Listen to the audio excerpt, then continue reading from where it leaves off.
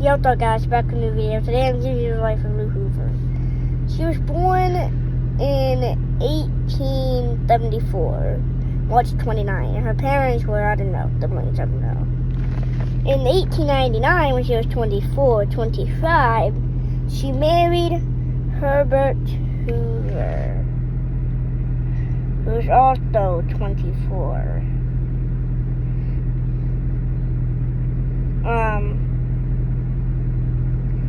They married after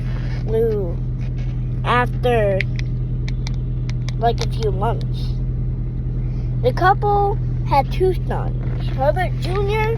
Allen.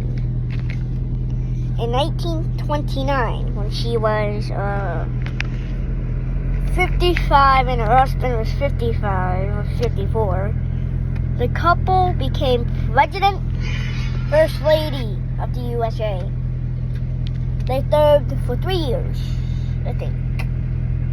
Yeah, no, 4. No, I think it was 3 and a half, 4 and a half, I don't know. In 1932, she was threatened after the sudden death of she was threatened after her husband lost to Franklin Roosevelt in 1932. She died on January 7th, 1944, at the age of a heart attack, at the age of 69 or 70. She was the only one who died at age in her 60s, I think. She was actually the second one to die in her 60s. First one was Margaret Taylor, 1788 to 1852. And now Lou Hoover, 1874 to 1944.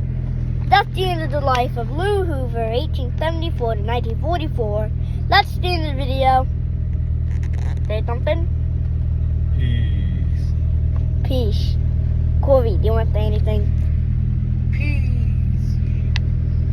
Everybody keep saying peace. That's my word. That's the end of the video. Peace.